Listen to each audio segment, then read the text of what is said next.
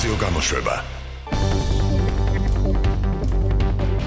კონსმენტ რადიო 24-ის საინფორმაციო გამოშვებას ახალ ამბებს გიორგი ლაღიძე გაგაცნობთ. შინაგან საქმეთა სამინისტრო მთავარ პროკურატურას შინაგან საქმეთა ყოფილი მინისტრის ვანო მერაბიშვილის მიერ კანონდარღვევის ფაქტზე გამოძიებისთვის მასალებს უგზავნის.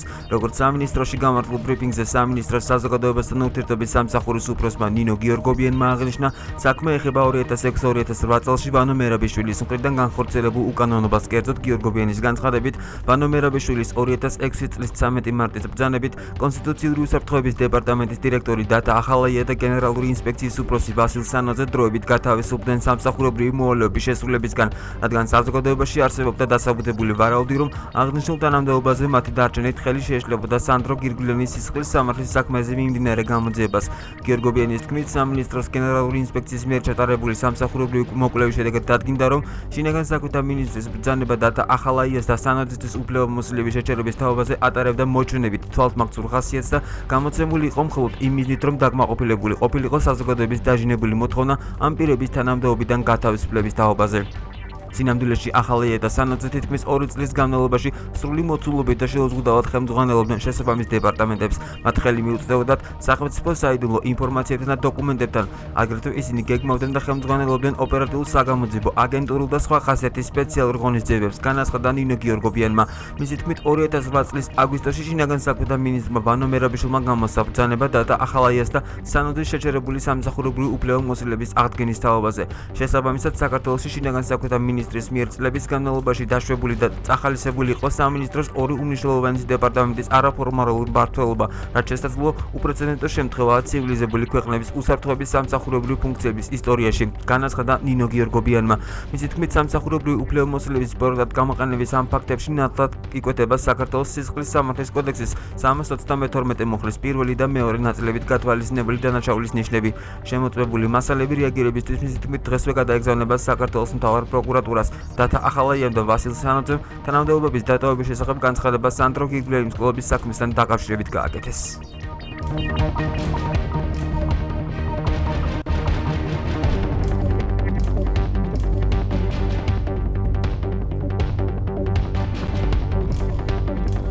სიღნაღის რაიონულმა სასამართლომ კონტროლის პალატის იურიდიული დეპარტამენტის თავმჯდომარის ყოფილ მოადგილეს ვანო პეტრიაშვილს აღკვეთი ღონისძიების სახით 5,000 ლარის გირაოს გადახდა დააკისრა.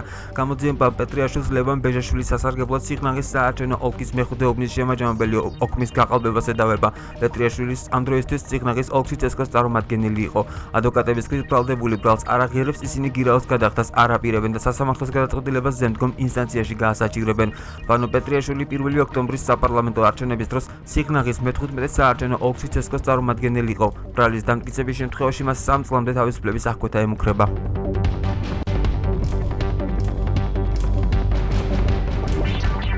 თბილისში მკვლელობა მოხდა ზაზიაშვილის ქუჩაზე. ბიზნესმენი 43 წლის ავთანდილ ადუაშვილის საკუთარ ავტომანქანაში მერსედესის მარკის ემელის ჯიპის უკანა სავარძელზე მოკლული იპოვეს. გავრცელებული ინფორმაციით, გარდაცვლილს ცეცხლსასროლი იარაღიდან 3 ჭრილობა ჰქონდა მიყენებული, აქედან სავარაუდოდ 1 საკონტროლო გასტროლა. ქუჩაზე მცხოვრები მოსახლეობა ამბობს, რომ სროლის ხმა არ გაუგიათ. ზაზიაშვილის მესამე შესახვევის ნომერს 3 ნომერთან, სადაც მოკლული მამაკაცის ცხედარი აღმოაჩინეს, ღამის განმავლობაში სამძებრო მოკვლევითი სამუშაოები მიმდინარეობდა. თავად გარდაცვლილი ხუდადოვის ქუჩაზე ცხოვრობდა. არსებული ინფორმაციით, იგი ამავე ქუჩაზე რამდენიმე სავაჭრო ობიექტს ფლობდა.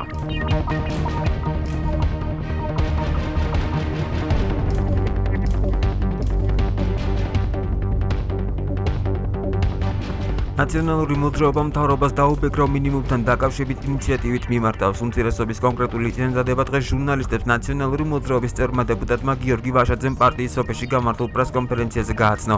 მიუხედავად იმისა, რომ დაუბეგრავა მინიმუმის საკითხს არ ვეთანხმები და ვფიქრობთ, რომ ის ეკონომიკაში გარკვეულ პრობლემას შექმნის, მათ შორის იმას, რომ ჭრილოვანი ეკონომიკის გაჩენის საშუალებას იძლევა და ზედმეტი ბიუროკრატიაა საზოგადოებისთვის, უმრავლესობას კონკრეტულ ინიციატივას თავაზობთ. დაუბეგრავა მინიმუმი, რომელიც დღეს მხოლოდ ხელფასის მიმღებ ადამიანზე ვრცელდება, გავცელდა ყველაზე ვინც საშემოსავლო გადასახადს გადაიხდის. მეორე რაცზე მნიშვნელოვანია, პარალელურ რეჟიმში 18%-მდე შემცირდეს საშემოსავლო განაცხადი. განაცხადა გიორგი ვაშაძემ. მისივე განმარტებით, საშემოსავლო გადასახადის შემცირება არა მარტო შემოსავლის ზრდას გამოიწვევს შესაბამისი კატეგორიის ადამიანებისთვის, არამედ ახალ სამუშაო ადგილებსაც შექმნის, რადგან საქართველო საგადასახადო თვალსაზრისით უფრო მიმზიდველი ქვეყანა გახდება.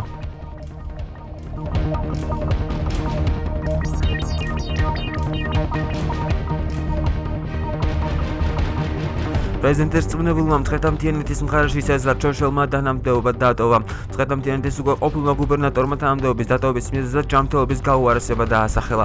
სეზარ ჩოშელმა თანამდებობიდან წასვლის შესახებ განცხადება 1 ოქტომბრის არჩევნების შემდეგ გააკეთა და განაცხადა, რომ კერძო ბიზნესში დაბრუნებას აპირებდა.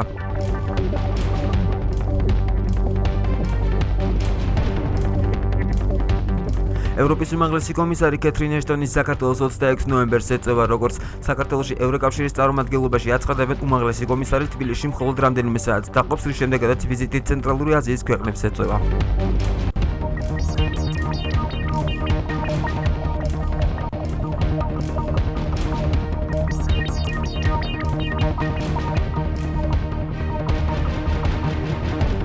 ცხინვალის ციხეს სამმა ქართველმა დატოვა ძმები გია და აკაკი აბალაკები და გერონტი პაპიტაშვილი 2 თვის წინ გორის რაიონის სოფელ კირბალთან ოსურმა მხარემ დე-ფაქტო საზღვრის უკანონოდ გადაკვეთისთვის დააკავა.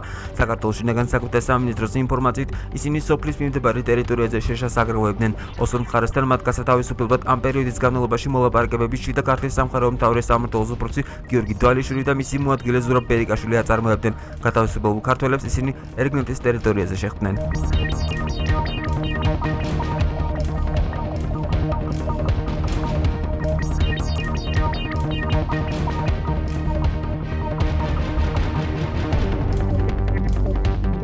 საქართველოს მორაგბეთა ეროვნული ნაკრები ფიჯის გუნდს პირველი ტაიმის შემდეგ 1 ქულის სხვაობით ანგარიში 18-19 ამარცხებს. შეხვედრა აქტიურად დაიწყეს ფიჯის ნაკრების მორაგბეებმა და პირველივე წუთებში უპირატესობის მოპოვება მოახერხეს მათ. პირველი ტაიმის განმავლობაში 2 ლელო და 3 საჯარიმო გაიტანეს, რასაც ქართულმა მორაგბეებმა 1 ლელოთი და 4 საჯარიმო დარტყმით უპასუხეს. შეხვედრის მეორე ტაიმი რამდენიმე წუთიანი შესვენების შემდეგ განახლდა.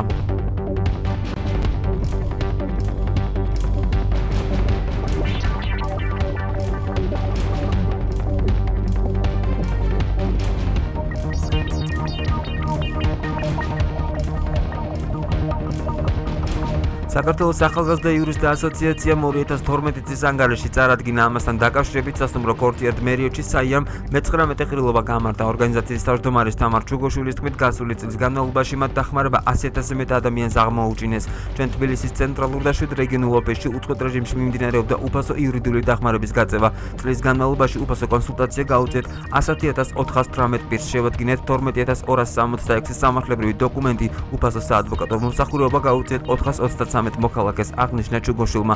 მისივე თქმით, საიამ მოიგო 2 საქმე საკონსტიტუციო სასამართლოში და 1 სტრასბურგის ადამიანის უფლებათა და ევროპულ სასამართლოში. ამასთან საიას მედიის სამართლებრივი დაცვის ცენტრმა სხვადასხვა მედიის საშუალებების ინტერესების დასაცავად მოამზადა 266 სამართლებრივი დოკუმენტი, მათ შორის მოიგო 2011 წლის 26 მაისს დაშავებული ჟურნალისტების საქმეც.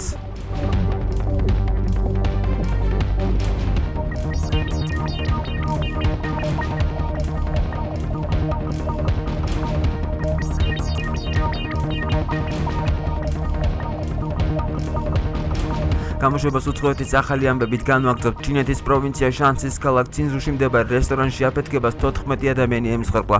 უცხოური მედიის ცნობით, აფეთქება რესტორანში მოხდა, რომლის დროსაც 14 დაიღუპა და 50 ადამიანი მძიმედ დაეჭრა.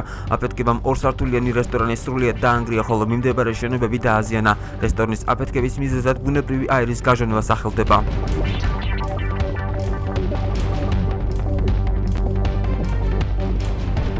ვენესუელას დედაქალაქ კარაკასში მთავარ სინაგოგას გაძლიერებულად იცავენ. უცხოური მედიის ცნობით, ქალაქის ხელმძღვანელობამ მთავარი სინაგოგის გაძლიერებული დაცვა მას შემდეგ გადაწყვიტა, რაც 40 საათამდე მომიტინგემ ებრაელების სალოცავს ხელნაკეთი ასაფეთქებელი მოწყობილობები ესწროლა. ასაფეთქებელი სიტყვით სავსე რამდენიმე ბოთლი სინაგოგას მთავარ დარბაზში ჩევარდა, რამაც მომლოცველებში პანიკა გამოიწვია. არსებული ინფორმაციით 40 საათამდე ადამიანის პროტესტის მიზეზი ისრაელის მხრიდან ღაზას სექტორის საჰაერო დაბომბვა გახდა.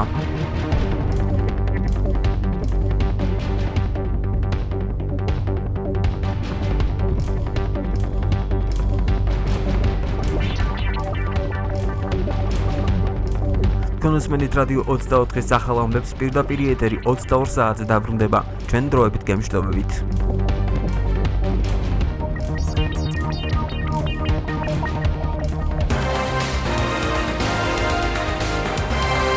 საინფორმაციო გამოშვება.